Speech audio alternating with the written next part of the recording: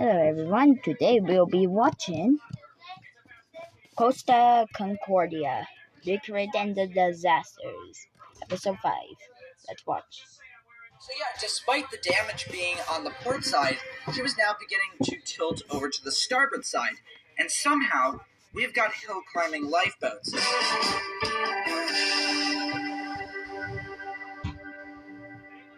Hey guys, welcome back to another video, and today's video we are back with recreating the disasters. Today we're focusing on the Costa Concordia, and I've got to thank my members. If you didn't know, I do actually have a membership program on my YouTube channel, so they've actually been deciding what ships I should be doing for second and third for the Recreating the Disaster series, so yeah, that's really awesome.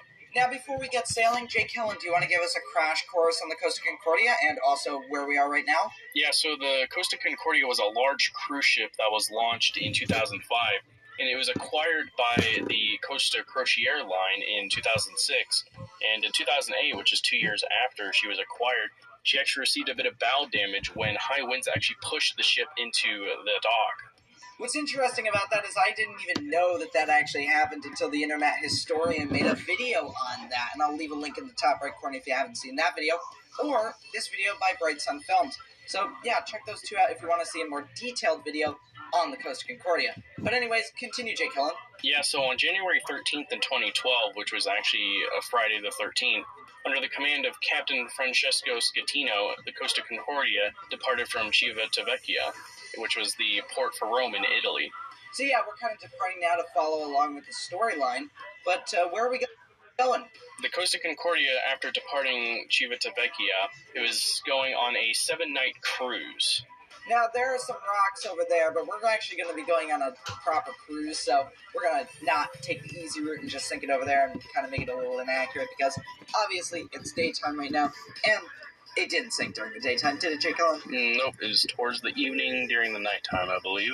Exactly. And the crew on board were a mix of experienced and also some inexperienced crew. Yeah, so for one, the quartermaster, or the helmsman, was actually hired for a pretty low salary, and he wasn't actually fluent in English, so it made giving commands and receiving commands a lot harder for him. So yeah, that'll come into play a little bit later, but for now, we're sailing on nicely, and we're just enjoying a nice cruise. Now, there is actually some interior on this ship. I know it's a little bit of an older ship in game, but it does have interior, and that's pretty cool. Now, what's interesting about the Costa Concordia is she was the first in her class, which basically made the class called the Concordia class. And we all say to mine. But don't worry, we've got Sorry pumps. for the background noise. That, so we'll be fine. Don't worry, passengers, we've got a mild tilt forward. Nothing to worry about. If you heard an explosion, don't worry, that was simply Jake Helen using the restroom. It's okay. And passengers, if you look off to your left, you can see a burning oil rig. So, good luck to them. Oh my gosh, we are in a minefield right now. This is a little concerning. Look at that beautiful shot there as the sunset starts to occur there, and you've got the lights on the ship, and it's moving away. Really awesome. Unfortunately, that would be the ship's last sunset before it rolled on its side and sank. So, yeah. Alright, Jake Helen, we're about to sink the ship, so do you want to describe what's happening here? Yeah, so the captain actually ordered a sail by salute where they would actually pull close to the shore and, Yeah?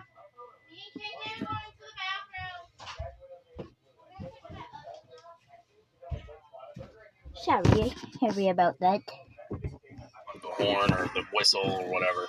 But the ship actually kind of got a little too close, and it actually ran into some rocks and took on some water and capsized and basically ran aground almost. So yeah, that's what we're about to do. And the communication problem on the bridge is about to come into place, because the captain's going to order, quickly turn to the right, and they do, but then when they try to, well, basically turn around the rock, they failed to do that. He turned it the wrong way and then quickly fixed his mistake, and unfortunately it was too late, and the rear of the ship got gouged in by a massive rock. Again, if you want to see a more detailed video on this, please check out the Internet Historian's video or Bright Sun Films video on it. So there we go. So now the ship is gouged into the rock, and what it's going to do is it's going to sail out to sea, and then it's going to drift back into shore. So recreating this might be a little bit difficult, but we're definitely going to try. So yeah, during the collision, it was actually really noticeable among the passengers. It happened during a magician show, I believe, and it actually breached the generators and the engines. So it actually rendered the ship inoperable, and the power went out. So the emergency batteries actually came on, which gave power, luckily. But yeah, it was basically just chaos on what was going on. And not to mention, the captain didn't immediately order an abandoned ship. It took a while, and now we have obviously hit the side of the land here, and now we're going to activate the sink by simulation. So lifeboats were already starting to get launched at this stage, and it was pretty much chaos, because lifeboats were now starting to go down a slanted side, and they were scraping along the side, and they were falling, and it was very, very bad. Yeah, so basically as the ship was pushed into the shore, and it basically just beached itself, so it began just capsizing and just sinking in the shallow water.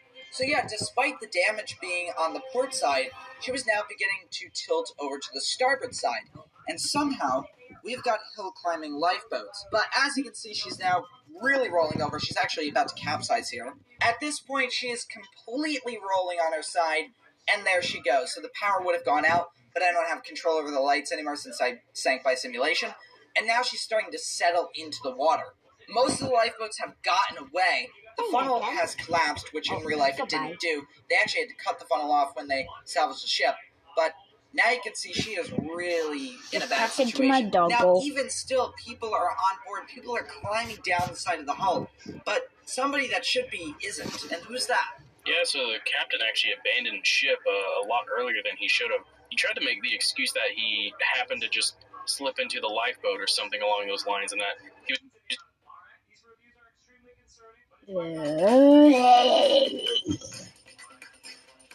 Stupid dads. The Wild Robot is the best animated movie of the year. This Gosling is yours. Negative. Gosling's in print on the first. I don't want to hear into that. the lifeboat or something along those I lines. don't want to he was hear just the going Wild to order Robot. the evacuation from I shore. already read the book. The Coast Guard did not have fine words for him. But yeah, that's to be expected when you abandon a ship that still has hundreds of passengers on board. So, as you can see at this stage, she is now beginning to settle down even more. And what she was doing in real life was she was actually starting to slide a little bit into the water. Her superstructure was actually being crushed by the rocks on the bottom there. So when it was raised, you can actually see that damage there, which is just stunning. Now, as a result of the ship capsizing and partially flooding, several people did die, 32 in fact, and they died trying to save other people or trying to save themselves. So it's really unfortunate. So there it is. The Costa Concordia lies on her side, but we'll wait till morning to see the full scope of the disaster.